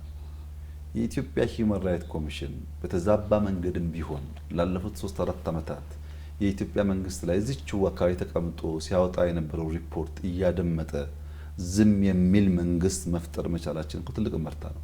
አልነበረም፣ አይደፈርም። እንኳን ውሸት፣ እንኳን ቅጥፈት፣ እንኳን ያልተስተካከለ ዳታ የተስተካከለስ ቢሆን መንግስት ሳያውቀው መንግስትን መክሰስ እኮ አይቻልም። ያን ያደረግንበት ምክንያት ጠፍቶን ሳይሆን ያኛውም እናውቀዋለን፣ ኖረንበታል። ጠፍቶን ሳይሆን ተቋም ለመገንባት መከፈል የሚገባው ዋጋ አካል አድርገን ስላሰብን ነፃ ሆነው ይስሩ።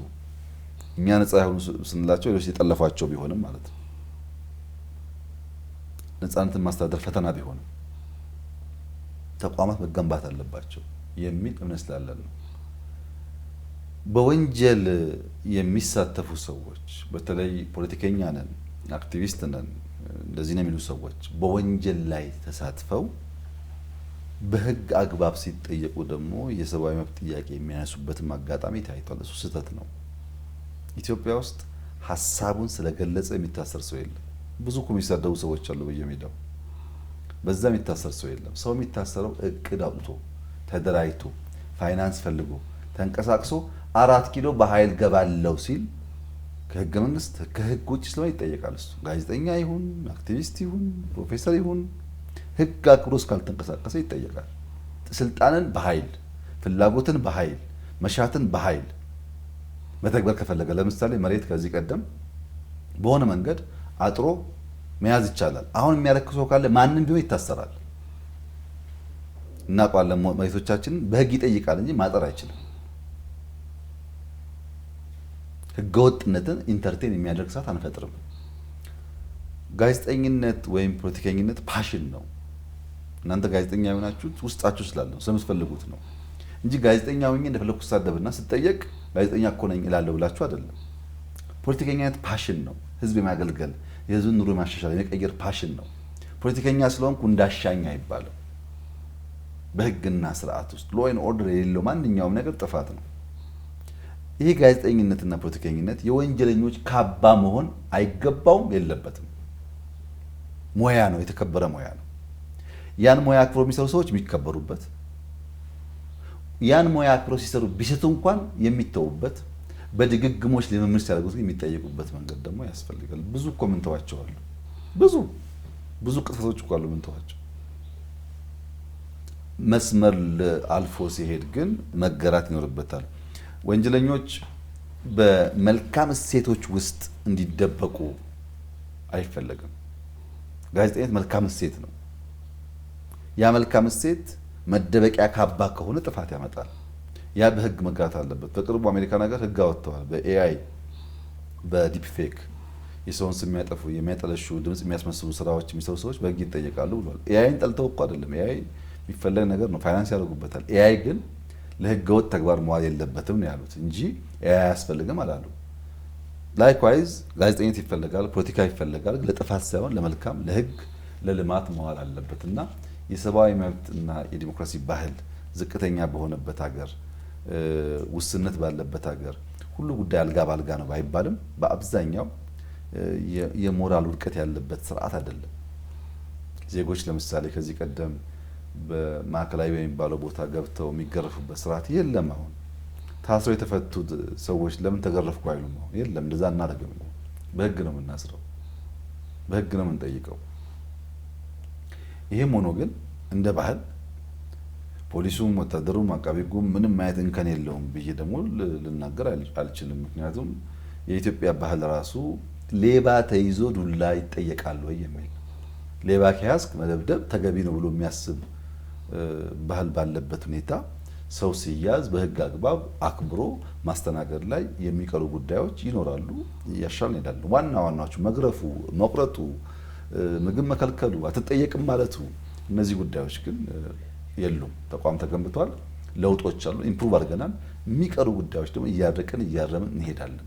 ሰብአዊ መብት ማለት ህግ እያከበርን ግዴታችን እየተወጣን መብት ስንጠይቅ ብቻ የሚከበር ነገር መሆኑን አብሮ ማሰብ ጠቃሚ ይሆናል። በእኛ በኩል የሚታረመውን እያረምን የሰውን ባህል እየተቀየረ ተቋም እየተጠናከረ ሲሄድ ደግሞ የተሻለ ውጤት እያመጣ ይሄዳል ብዬ አስባለሁ። መልካም። እኔንም ወደሚመለከት ጉዳይ የተያዘ ጥያቄ ላንሳለሁ። የሚዲያ እንደ ሚዲያ ባለሙያነት የሚዲያ ጉዳይ ነው ቀጣይ የሚሰነዝረው ጥያቄ። ባለፉት 7 ዓመታት ሚዲያው ነፃና ገለልተኛ ሆኖ እንዲሰራ በማድረግ ረገድ መንግስት ምን አውዶችን ፈጥሯል? ሚዲያ ልክ እንደ እሳት ነው፣ ያጠፋል፣ ያለማል። ወይ እንደ ቢላ ነው፣ ይገላል፣ ያበስላል፣ ማብሰያ ይሆናል፣ ማገዣ ይሆናል። ሚዲያን ለመልካም ነገር መጠቀም እስከቻለ ድረስ ውጤቱ ከፍተኛ ነው። ለጥፋት ካዋልነውም በዚያው ልክ አደጋ ያስከትላል። እኛ ሰዎች ማህበረሰቦች ዝናብ ይቁም ብለን ማወጅ አንችልም፣ ማስወገድ አንችልም። ዝናብ ተፈጥሯዊ ኩነት ነው፣ ይዘንባል። ያ የዘነበው ዝናብ ግን ፍሳሽ መስመር ካልተዘረጋለት በቀር ቤታችን ሊያበላሽ ይችላል፣ እንቅስቃሴያችን ሊገታ ይችላል። የኛ ስራ የፍሳሽ ማስተላለፊያ መስመር መዘርጋት ነው እንጂ ዝናቡ ማቆም አይደለም። ሚዲያ በሚመለከትም ሚዲያ በጣም ኢምፖርታንት ነገር ነው። ህግ አበጅተን በእውቀት በሞራል በሙያ የታነጹ ሰዎች በስተው ለጥቅም እንዲውል ማድረግ ያስፈልጋል። ባለፉት 7 ዓመታት ጥቂት ዳታ ለማንሳት ልክ ቅድም በኤክስፖርት እንዳነሳሁልሽ በእርዳታ እንዳነሳሁልሽ በጣም ኢምፕሬሲቭ የሆነ ዳታ ደግሞ ያለው አንዱ ሚዲያ ላይ ነው። ይሄ ደግሞ ቀጥታ ከሙያሽ ጋር ስለሚያያዝ ቼክ ማድረግ ይኖርብሻል። አንቺ ቅድም ባነሳዋቸው በኤክስፖርት ጉዳዮች ከሚመለከታቸው ተቋማት ማረጋገጥ አለባችሁ። ከሀገር ውስጥም ከውጭም ተረጂነት ላይም ማረጋገጥ አለባችሁ። እያንዳንዱ ዳታ አኩሬት ነው። ምንም ይሄ ዝም ብሎ ለንግግር የመጣ ዳታ አይደለም። ሚዲያ በሚመለከት ባለፉት 6-7 ዓመታት 160 ሚዲያዎች ተጨምረዋል። ኢትዮጵያ ውስጥ 160 ያልነበሩ ሚዲያዎች ተጨምረዋል። በለውጡ ጊዜ በዲኮደር ስለሚለኩና ስለሚታወቅ ኢትዮጵያ ያላት ቴሌቪዥን 4 ሚሊዮን ነበር። 4 ሚሊዮን ቴሌቪዥን ነበረን። በእርግጥ ይሄ በኔ እድሜ ያሉ ሰዎች ብዙ የሚገርማቸው ታሪክ አይደለም። ምክንያቱም ቲቪ ለማየት ስንት ቤት ተጉዘን እንደምንሄድ እንዴት በረንዳ ተቀምጠን ህብረት ቤት እንደምናይ እናውቀዋለን። ቲቪ በየቤቱ ያለ ነገር አልነበረም ኢትዮጵያ ውስጥ። በለውጡ ጊዜ 4 ሚሊዮን ቲቪ ነው ኢትዮጵያ ውስጥ የነበረው። ዛሬ 20 ሚሊዮን ቲቪ ኢትዮጵያ ውስጥ አለ። ባለፉት 6 ዓመታት ኢትዮጵያ ውስጥ ያለው የቲቪ ቁጥር በ3 እጥፍ አድጓል። በ4 እጥፍ አድጓል። ምን ማለት ነው? ጎረቤት ተሰልፈን በረንዳ ተቀምጠን ከማየት ነፃ የወጡ ህፃናት በጣም ብዙ ናቸው ማለት ነው። በእኛ ጊዜ መከራ ብዙ ነው። ማታ ቲቪ ለማየት ቀን ስንላክ እንውል ነበር። ቲቪ ያላቸው ሰዎች በጣም ውስን ስለነበሩ፣ አሁን በርካታ ቤተሰብ ቲቪ ያለው 2-3 ያላቸው አሉ። ዘመናዊ ቲቪ ያላቸው አሉ። ሚዲያውን በዝቷል፣ ቲቪውን በዝቷል። የሚዲያ ቋንቋው 60 ደርሷል። ኢትዮጵያ ውስጥ በ60 ቋንቋ ብሮድካስት ይደረጋል። በአማርኛ፣ ኦሮምኛ፣ ትግረኛ ብቻ ሳይሆን በብዙ ቋንቋዎች ማለት ነው። 60 ቋንቋ የማህበረሰብ ሚዲያዎችን ጨምሮ በራሳቸው ቋንቋ ብሮድካስት ያደርጋሉ። ይሄ እድገት ነው። ሚዲያ ግን ሲፈጥረው ገለልተኛ የሚባል ሚዲያ የለም በዓለም ላይ። ሁሉም ሚዲያ ከጀርባው የሚነዳው ሀሳብ አለ። የሀሳብ የሚደግፍ የሚቃረን ሊሆን ይችላል። ሁሉም ሚዲያ ሲቋቋም የሆነ ተልዕኮ ይዞ ነው። ለዛ ሚዲያ ፋይናንስ የሚያደርግ ሰው በዓላማ ነው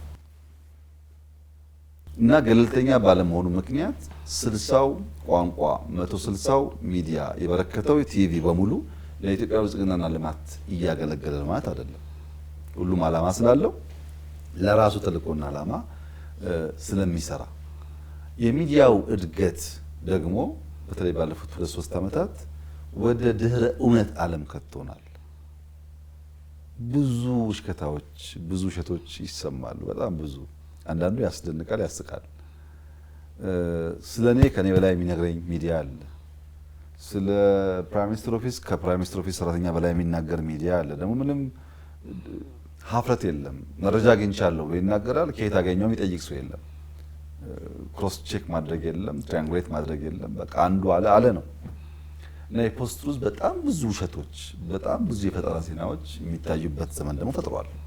በመበራከቱ ልክ በዚያው ልክ በጣም ብዙ ውሸቶች፣ ብዙ የማይገቡ ዜናዎች፣ ዲስኢንፎርሜሽኖች፣ ሮንግ የሆኑ ኢንፎርሜሽኖች ይሰራጫሉ። ትንሽ ተስፋ ያለው ነገር ኢንፎርሜሽኑ መስመር እየሳተ ሲመጣ፣ ህዝቡ ደግሞ ከዚያም እየተጎዳ ሲመጣ እንደ ከዚህ ቀደሙ የሰማውን ሁሉ የማመን ጉዳይ ደግሞ ለውጣል። ያው የሰው ልጅ አንድም በሳር ሀ ብሎ አሊያም በአሳር ዋ ብሎ የሚማረው የሚባለው አባባል ሰርቷል። በሚዲያ ብዙ ጊዜ በአሳር ዋ እያል ቀምሰን ከደረሰብን ፍዳ በመነሳት ሰዎች የሰሙትን ወሬ ይሄ ነገር እውነት ነው አጣርታችኋል፣ ከሌላ ሶርስ ሰምታችኋል ማለት ጀምረዋል። አላለቀም ግን ጀምረዋል። ይሄ ደግሞ ጥሩ እድገት ነው። ወደ ፖስቱ አስገብቶን በጣም ውሸቶች አሉ። የማጣራት ዝንባሌ ደግሞ እየተፈጠረ መጥቷል። ይሄንን ማጥራቱን እያሳደግን ህዝቡ ሶሻል ሚዲያ ሲባል የእውነት ምንጭ ሳይሆን የበርካታ ውሸቶች ምንጭ እንደሆነ አውቆ ወደ እውነት የሚያምሩ ሚዲያዎች ለይቶ ሲያበላሹ ሲያሳስቱ ደግሞ የሚጠየቁ መሆናቸውን አረጋግጦ እየመረጠ የሚጠቀም ከሆነ ውሸት እየቀነሰ እውነት እየበዛ ኢንፎርማቲቭ ሚዲያዎች እየበዙ ይሄዳል ብዬ ተስፋ አደርጋለሁ። በእኛ ሁኔታ በቁጥር በሳይዝም በአሰራርም በከፍተኛ ደረጃ ሚዲያው ተለቋል። ብዙ ወቀሳ ያለብን ለምንድነው ሚዲያው እንዳሻው እንዲናገር የፈቀዳችሁት የሚል ነው። እኛ ደግሞ ያለን ሀሳብ ጀማሪዎች ነን። ካሁኑ ማፈን ከጀመን ክሬቲቪቲ ይጠፋል። አሁን ከ100 ሺህ በላይ ኮንቴንት ክሬተርስ ኢትዮጵያ ውስጥ አሉ። በዩቲዩብ በቲክቶክ የሚሰሩ ሁሉ ትክክል ላይሆን ይችላል፣ ሁሉ ፕሮፌሽናል ላይሆን ይችላል። መከልከል ስንጀምር ግን ይገታልና እየሰፋ ቀስ እያልን እያስተማርን እየገራን ብንሄድ ይመረጣል በሚል ነው ለቀቅ ያደረግነውና ሚዲያው በኢትዮጵያ ታሪክ ታይቶ ባልታየ ቁጥር፣ ስፋት እና ጊዜ የሚዲያው ብዛት የዜናው ብዛት እኮ ለመስማት አስቸጋሪ ኢትዮጵያ ውስጥ ነው። በዚያ ልክ ነው ያለው። እየገራን እያረቅን እያስተካከልን ወደ እውነት ወደ ልማት ወደ ብልጽግና የሚወስደውን ደግሞ እያሰፋን የሚዋሽ አይጠፋም፣ ግን እየቀነስን መሄድ ይኖርብናል ብዬ አምናለሁ። መልካም እንግዲህ ከምርጫ ጋር የተገናኘ ጉዳይ እናንሳ። ቀጣይ የምርጫ ጊዜ ከባለፈው በተሻለ ዲሞክራሲያዊ ሰላማዊ በሆነ መንገድ እንዲሄድ መንግስት ምን ያህል ቁርጠኛ ነው? ዲሞክራሲያዊ ስርዓት ካሉ ስርዓቶች እንደ ኢትዮጵያ ላለ ሀገር የተሻለ ስርዓት ተብሎ ይወሰዳል። የተለያየ ፍላጎት፣ የተለያየ ቋንቋ፣ ባህል ያለበት ሀገር ስለሆነ ከዲሞክራሲ ውጭ ያለ አሰራር እምብዛም ጠቃሚ አይደለም። ዲሞክራሲ ደግሞ አንዱ የሚገለጥበት መገለጫው ምርጫ ነው። በተወሰነ ጊዜ ውስጥ ስልጣን ያላቸው ሰዎች ስልጣን ቢይዙ ምን እንደሚያከናውኑ ለህዝብ ገልጠው የህዝብ ይሁንታ ሲያገኙ ስልጣን የሚይዙበት መንገድ ደግሞ አንዱ የዲሞክራሲ መገለጫው መንገድ ነው እና ምርጫን ዲሞክራሲያዊ ማድረግ ዲሞክራሲያዊ ስርዓት ለመገንባት ያለንን ፍላጎት የምንከውንበት መንገድ ነው። ባለፈው ምርጫ እስካሁን በኢትዮጵያ ታሪክ ከነበረው የተሻለ ምርጫ ለማድረግ ጥረት ተደርጓል። አሁን ደግሞ ምርጫ ቦርድ ዘመናዊ ቴክኖሎጂ ለመታጠቅ ሙከራ እያደረገ ነው። ራሱን እንደ ተቋም እያሳደገ ነው። ከአምናው የተሻለ ከባለፈው ምርጫ የተሻለ ምርጫ በሰባተኛው ሀገራዊ ምርጫ ይደረጋል ብዬ ተስፋ አደርጋለሁ። ምርጫን ግን እንደ ማጂክ ቡሌት መውሰድ ትክክል አይደለም። የሁሉ ችግር መፍቻ ምርጫ አይደለም። ውስብስብ ችግር ነው ያለብን። ውስብስብ መፍትሄ ነው የሚፈልገው። ለውስብስብ ችግር አቋራጭ የሆነ የቀለለ መፍትሄ የለም። በአንድ በኩል ሁሉ ነገር እንደሚፈታ ማሰብ ተገቢ አይደለም። ምርጫ ቦርድ ቢጠነክር መራጩ ጉጉት አለው ወይ? መራጩ ቢጎብዝ ሚዲያው ያንን በእውነት ለመዘገብ ብቃት አለው ወይ? ሚዲያው ቢዘግብ በውጭ ያሰፈሰፈው ጠላቶቻችን እንዴት ኢንተርቴን ያደርጉታል? ብዙ ፋክተርስ ያለው ነውና እንደ ማጂክ ቡሌት ሁሉን ችግር እንደሚፈታ ሳናስብ፣ ነገር ግን ከባለፈው የተሻለ ነገር ለማድረግ መንግስት በእጅጉ ይሰራል። ምንም ጥርጥር የለውም። በእኛ በኩል የተሳካ ዲሞክራሲያዊ ምርጫ ለማድረግ ማክሲመም ጥረት እናደርጋለን። ይሄ ምርጫ በመንግስት ጥረት ብቻ ግን አይሳካም። ፖለቲከኞች በዚያ መድረክ ውስጥ ሀሳባቸውን ሽጦ ለመወዳደር ዝግጁ መሆን አለባቸው። ብቻችንን ተወዳድረን ብቻችንን ቆመን ዲሞክራሲያዊነትን ለመለካት እንቸገራለን። በሌላ መንገድ ደግሞ ፖለቲከኛ ሆኖ ለመወዳደር ፈቃደኛ ለመሆን ፖለቲከኛ ነኝ ፓርቲ ነኝ ግን አልወዳደርም ደግሞ ማለት ልክ ባህር ዳር ቆሞ ወንዝ ዳር ቆሞ ውጭ ሆኖ ዋና እንደመዋኘት ማለት ነው። ዋና ለመዋኘት መግባት ያስፈልጋል ውሃ ውስጥ። ውሃው ሳይነካ ውሃውን ሳናንቦጫርቅ ዋና የሚባል ነገር የለም እና ፖለቲካል ፓርቲ ከሆን ፖለቲካል አኒማል ከሆን ፖለቲካል ሰው ከሆን የምንለካበት አንዱ መንገድ በምርጫ ሰዎች ተወዳድረን በማሸነፍ ይሁንታ ስናገኝ መንግስት በመሆን ደግሞ ያ የገባነውን ቃል መተግበር ነው። ለዚያም ተፋላሚ፣ ተቃዋሚ፣ ተፎካካሪ ፓርቲዎች ማሰብ ይኖርባቸዋል። ለምርጫ ትልቁ ቅስቀሳ ትልቁ የምርጫ ቅድመ ምርጫ ስራ የሚባለው ተግባር ነው። ቃልን በተግባር መፈጸም ነው። እኛ ባለፉት 5 ዓመታት እናሳካለን ብለን ቃል የገባናቸውን ጉዳዮች በበርካታው ጉዳይ እናሳካለን። አሳክተን ነው ለምርጫ የምንቀርበው። እንናገራለን፣ እንተገብራለን። በንግግራችንም በተግባራችንም የተሸነፈ ያመነ ህዝብ ካለና ይሁንታ ካገኘ ደግሞ ስልጣን ይዘን እንቀጥላለን። በዚህ አግባብ በተግባር የሚገለጥ የምርጫ ስርዓት ይሆናል። የተሻለ ፓርላማ ይፈጠራል። የተሻሉ ሀሳቦች ይንሸራሸራሉ።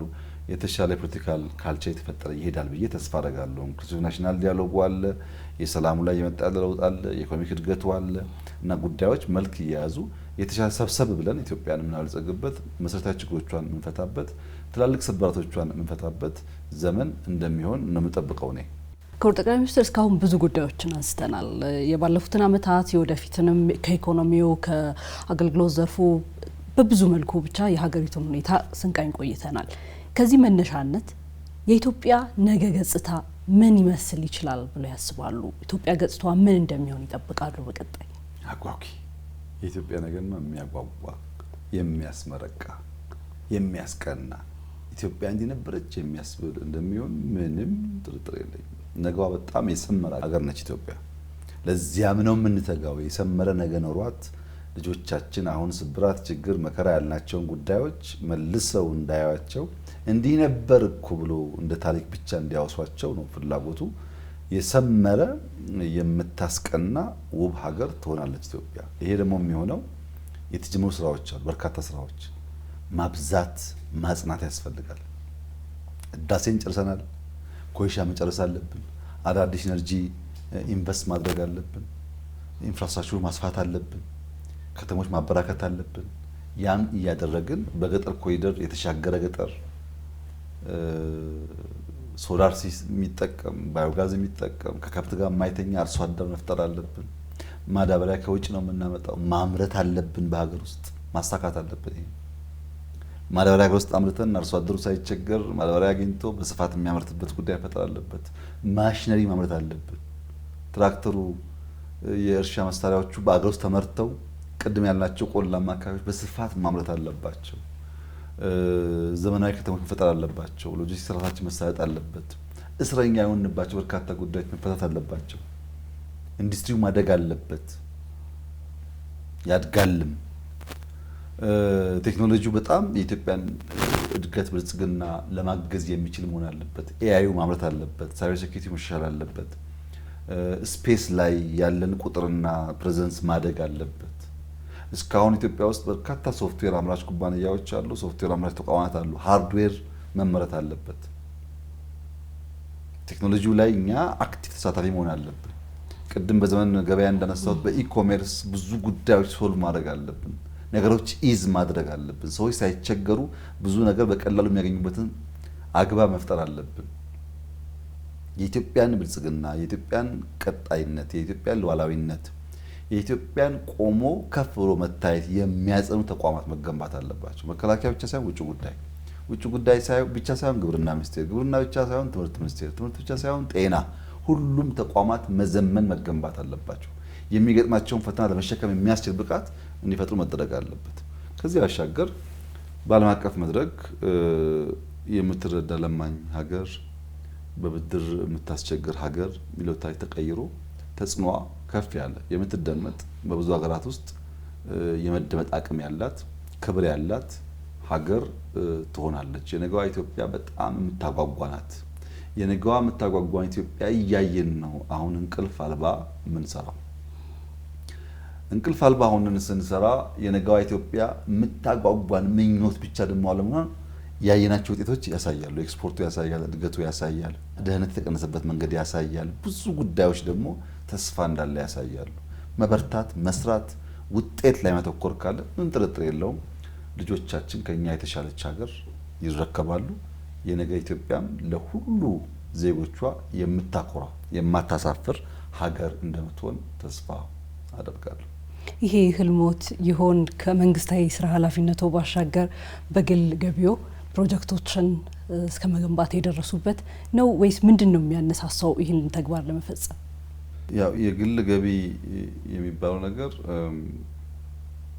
ህልም ነው፣ ራዕይ ነው። ወደዚህ ቦታ ያመጣኝ ማገልገል ነው፣ መለወጥ ነው።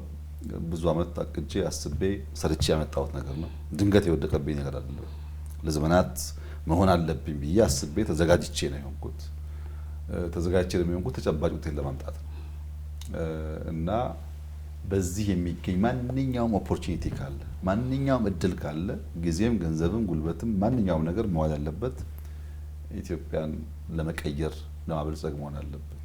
ለምሳሌ መጽሐፍ ነው የገቢ ምንጭና መጽሐፎች በኢትዮጵያ ታሪክ ከፍተኛ ሽያጭ ካስገኙ መጽሐፎች አንዱ የኔ መጽሐፍ ነው።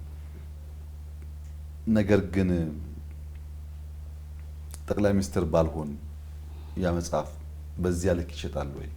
በዚያ ልክ አንባቢ ያገኛል ወይ? ስለ ጻፍኩ ብቻ ነው ወይስ መጽሐፌና ያለሁበት ቦታ ነው ተደምረው ያንን ገንዘብ ያመጡት ብሎ ማሰብ ያስፈልጋል።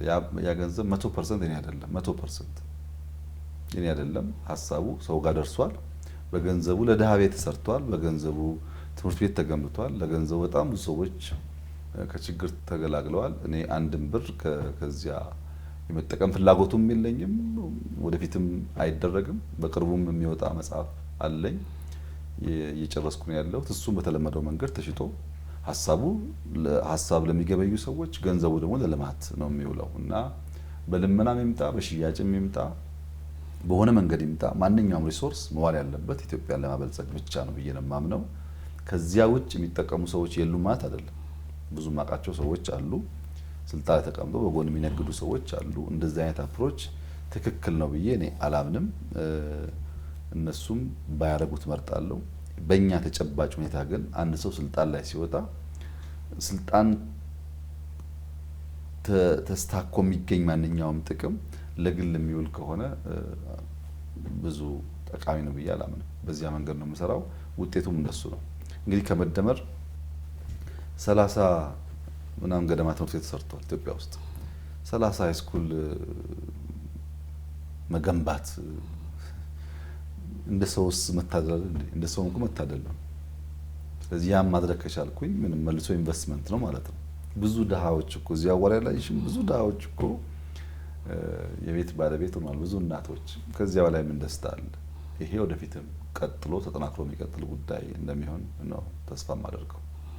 ክቡር ጠቅላይ ሚኒስትር እርስዎን አግኝቼ የግል ጉዳይ አንድ ሁለት ጥያቄዎች ባልጠይቅ ምናልባት ተመልካቾች እንዳይቀየሙኝ ወይም እንዳይወቅሱኝ ይፈራለሁኝና እርስዎ የትዳር አጋር ኖት፣ አባት ኖት እና ደግሞ የሀገር መሪ ኖት። በዚህ ሁሉ ሂደት አንድ ላይ ይህንን ሁሉ ማከናወን አይከብድም? እንዴት ነው የሚያቻችሉት እነዚህን ጉዳዮች? እነዚህ ጉዳዮች አንድ ላይ በመጡም ይከብዳሉ። ቀላል የሚባል ነገር የለም። እንዲሁ ትዳርን ብቻውን ቀላል አይደለም። የልጅ አባት መሆንም ብቻውን ቀላል አይደለም። መሪ መሆንም ብቻውን ቀላል አይደለም። ጋዜጠኛ መሆንም ቀላል አይደለም። ሁሉም ነገር የራሱ ፈተና አለው።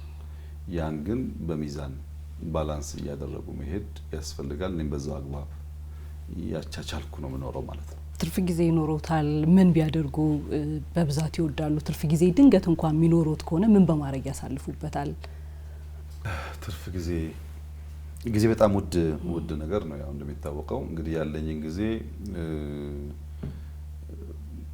የሚታወቁ ሩቲን ስራዎች አሉኝ የምሰራቸው፣ ፕሮጀክት የምከታተልባቸው፣ ስፖርት የምሰራባቸው፣ እንደዚህ እንደምታዩ ውብ ላይብረሪ ያለኝ የማነብባቸው ጊዜያቶች አሉ። በዚህ ውስጥ ነው ጊዜዎች የሚያልፉት። ብዙ ነገር ደስ የሚሉኝ ስራዎች ስለሆኑ ስፖርትም ስሰራ በደስታ ነው። ማነበውም ጽፎም ካለ በደስታ ነው። ፕሮጀክት ማየውም ካለ በደስታ ነው። በዚህ አግባብ ነው ጊዜ ብዙም ሳያስቸግረኝ አቻችየው ነው የምጠቀምበት። በዚህ ሀገር መደረግ አልነበረበትም ወይም ደግሞ መደረግ የለበትም ብለው የሚያስቡት ነገር ይኖራል? በዚህ ሀገር መደረግ አለበት የለበትም ብዬ የማስባቸው ጉዳዮች እንግዲህ አይጠፉም። ባይሆኑ ባይኖሩ ቀድመን በሰራንባቸው ብዬ የማስባቸው ጉዳዮች እና የሚያስቆጩኝ ጉዳዮች ጥቂቶቹን ለማንሳት አንዱ ድህነታችን ነው። በጣም ያስቆጨኛል ድህነታችን። ድህነትን አምሬ ነው የምጠላው። በድህነት ምክንያት ዝቅ ተብለን ታይተናል፣ ተዋርደናል፣ ለምነናል። ድህነት መጥፎ ቀንበር ነው፣ መሰበር አለበት። ይህ ትውልድ ድህነትን መበቀል አለበት ብዬ በጽኑ አምናለሁ። መሆን ነበረበት፣ አሁንም መሰበር አለበት ብዬ አምናለሁ። በጣም መጥፎ ነገር ስለሆነ ድህነት። ሁለተኛው ይሄ የመጠፋፋት የመጠላላት የመከፋፈል ታሪካችን እንደዚሁ ያሳዝነኛል። እኔ ካልሆንኩ እናንተ አትሆኑም፣ እኔ ካልሆንኩ አንተ አትሆንም በሚል እኔ አንደኛ ነኝ በሚል እሳቤ ያለው መናናቅ ያለው መጠላላት መጠላለፍ ያሳዝነኛል። ይሄ ድንበር የለውም። ባይዘው ድንበር የለውም። በብሔር ብቻ አይደለም። አንደኛው ብሔር በአንደኛው ብሔር አንደኛው በአንደኛው ምን ሳይሆን በአንድ ብሔር ውስጥም አለ። የኛ ሰፈር የኛ አካባቢ ይላልም እና ይሄ አላስፈላጊ መጠፋፋቱ እና ጥቅምን ፍላጎትን ለማሳካት የምንሄድባቸው መንገዶች የተበታተነ መሆናቸው ጎጂ አድርጌ አስባቸዋለሁ። ኢትዮጵያ ወደብ ያጣችበት መንገድ በጣም ያስቆጨኛል። ኢትዮጵያ ባለፉት 30 ዓመታት ወደብ የላትም። ይሄ የሆነበት መንገድ በጣም ያስቆጨኛል። ይሄ ያስቆጨኛል ስል አንዳንዶች ዘመን ያመጣው አጀንዳ ይመስላቸዋል። ጠቅላይ ሚኒስትር ከመሆኑ በፊት የዛሬ 10-15 ዓመት በይፋ በቪዲዮ ያለ በጽሁፍ ያለ አቋሞቼ ናቸው። እነዚህ ትክክል ናቸው ብዬ አላምንም። ማንንም ሳንጎዳ ግን የኛን ጉዳት መቀነስ አለብን ብዬ አስባለሁ። በዚህ ምክንያት ኢትዮጵያ ምንም ጥያቄ የለውም ከፍተኛ ጉዳት ደርሶባታል። ይሄን ብታሳካ ግን ሌላውን መጉዳት አይጠበቅባትም። ሳንጎዳ በቂ ሪሶርስ ነው በህግና በንግግር ማግኘት አለባት። ያ ካልሆነ የተጎዳ የተሰበረ ሀገር በዘላቂነት የሰከነ ሰላም ያመጣል ብዬ አላስብም። መቼም ይሁን መቼ በንግግር ይሄ ጉዳይ መስመር መያዝ አለበት። ግፍ ነው የተፈጸመው፣ በደል ነው የተፈጸመው። በዓለም የወደብ አልባ ሀገራት ልምምድ የሌለ ነገር ነው ኢትዮጵያ የተፈጸመው በታሪክም በፈለገው መስፈርት እና ይሄ ያስቆጨኛል፣ በጣም ያስቆጨኛል። መፈታት አለበት ብዬ በጽኑ አምናለሁ። ሌላው የሚያሳዝነኝና ቢቀር ብዬ የማስበው ነገር ኢትዮጵያውያን ስለ ራሳቸው ያላቸው ግምት፣ ኢትዮጵያውያን ስለነሱ ሰው፣ ስለነሱ ታሪክ፣ ስለነሱ ሀብት፣ ስለነሱ ሀገር፣ ስለነሱ ምድር የራስን የምናራክስበት ልክ ያሳዝነኛል። ከብዙ ሰዎች ባላነሰ ብዙ ዓለም የማየት እድል አለኝ። ብዙ ዓለም ብቻ ሳይሆን የተከለከሉ ቦታዎች የማየት እድል አለኝ። ኢትዮጵያ የምትራከስ ሀገር አይደለችም። ኢትዮጵያውያን የሚራከሱ ሰዎች አይደሉም። ኢትዮጵያውያን የራሳችንን አርክሰን አሳንሰን ሌላውን አግዝፈን የምናይበት የተሸጠ ማንነታችን ያሳዝነኛል። በራሱ የሚተማመን በሀገሩ የሚተማመን የራሱን የሚያከብር ትውልድ እንዲፈጠር አብዝቼ እመኛለሁ እና ደህንነት በጣም የሚያስቆጨኝ ነገር ነው። መጠፋፋት የሚያስቆጨኝ ነገር ነው። ጂኦግራፊካል እስረኛ የሆነች ሀገር ዜጋ መሆኔ፣ እዛ የጂኦግራፊክ እስረኛ ሀገር መሪ መሆኔ በጣም የሚያስቆጨኝ ነገር ነው። መቀየር ያለበት ነገር ነው። እርስ በርስ የማንከባበርበት፣ የኛን ቫልዩ የምናራክስበት፣ የኛ የሆነ ሁሉ ቆሽሾ ወርቆ የሚታይበት መንገድ የሚያሳዝነኝ ነገር ነው እና እነዚህ ጉዳዮች በየደረጃው በየጊዜው መልክ የያዙ መልስ እያገኙ እየተፈቱ እንዲሄዱ እመኛለሁ። ለዚያም ነው አብዝቼ በትጋት መስራት የምፈልገው። አንድ መጨረሻ ጥያቄ ላንሳና እንሰነባበት። ክቡር ጠቅላይ ሚኒስትር በዕለት ተዕለት ተግባሩ የሚያስደስቶት ነገር ምንድን ነው? በዕለት ተዕለት ተግባሬ የሚያስደስተኝ ነገር ውጤት ነው።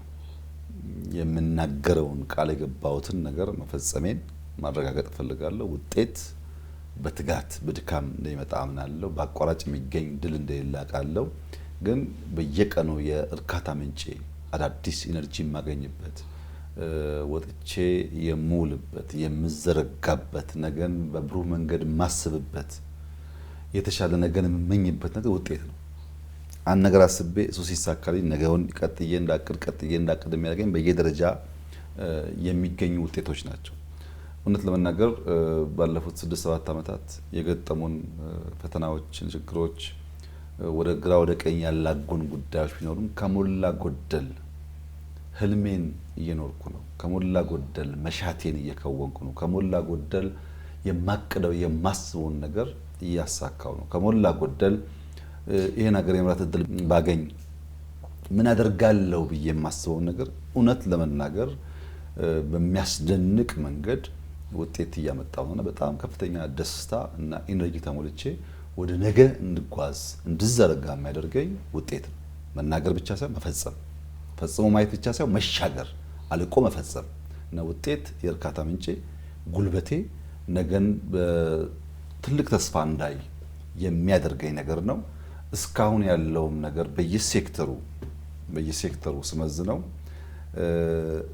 የተናገሩትን እየተገበሩ የተመኙትን እየኖሩ የሰሩትን እየጨረሱ ፍሬ እያዩ ውጤት እያዩ በመከናወን ውስጥ ካሉ እድለኞች መካከል አንዱ ነኝ ብዬ ነው የማስበውና ውጤት ዋናው እርካታዬ ነው። ክቡር ጠቅላይ ሚኒስትር ዶክተር አብይ አህመድ ከኢትዮጵያ ቴሌቪዥን ጋር ሰዓቱን ፈቅደውልን ቆይታ ስላደረጉ እጅግ አድርጌ ነው የማመሰግነው። እኔም እጅግ አድርጌ አመሰግናለሁ። ሰፊ ጊዜ ነው የወሰድነው። እንግዲህ አልፎ እንደዚህ መገናኘት መጥፎ ላይሆን ይችላል። አመሰግናለሁ። ክቡራን ተመልካቾቻችን የኢፌዴሪ ጠቅላይ ሚኒስትር ዶክተር አብይ አህመድ ከኢትዮጵያ ቴሌቪዥን ጋር ያደረጉትን ቆይታ ነበር ስትከታተሉ የነበራችሁት። ከኛ ጋር ስለነበራችሁ እጅግ አድርገን እናመሰግናለን። ሮዛ መኮንን ቃለ መጠይቁን በማድረግ አብሬያችሁ ቆይቼ ነበር። በያላችሁበት መልካም ጊዜ ይሁንላችሁ።